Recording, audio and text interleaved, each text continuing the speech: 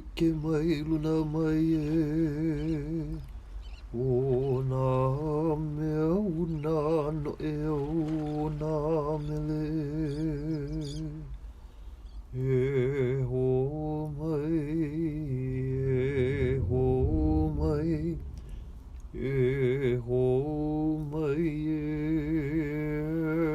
e ho mai ka ike mai luna mai o nā mea una no o nā mele e ho mai e ho mai e ho mai e ho mai ka ike mai luna mai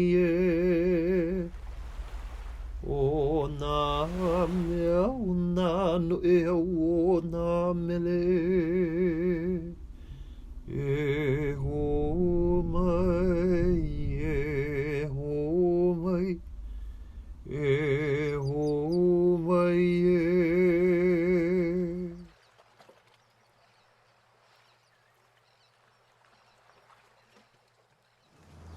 Olgeta custom mo culture blong yumi raon long Pacific only derive long one basis mo wemi Pacific Ocean mo hemenau hemi identity blong yumi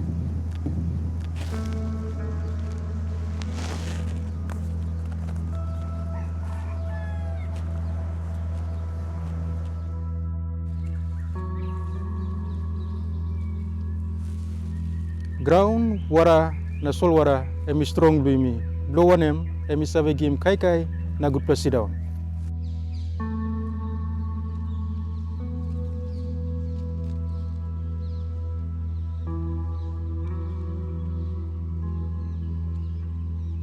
O utua o ni tangata 𝗪𝗪𝗶𝗶, o ni tangata 𝗪𝗪𝗂𝗧𝗧. O le tauseina o lo whanua, a inga, nuu mai ka lesia, o vaenga umana e iloa I o au o se teine Samoa.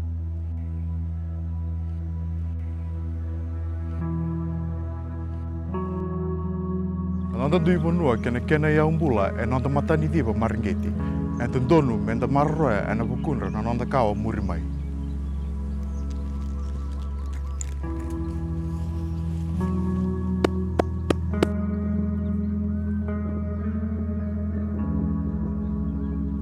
Ke tau ngawe whakataha o puke puke e tau lea whakawhonua.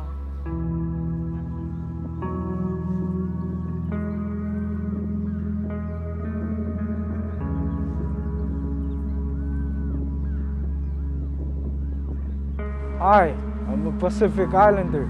I stand on the shoulders of warriors, chiefs, and protectors of my clan. I am born to defend my heritage. Name, home, ancestor, and clan. Let these be the stars that guide you throughout life's voyage, for no one can claim these from you. Ia whaanu tato I te tau amuri e mea tia tauturu tato te tahi I te tahi.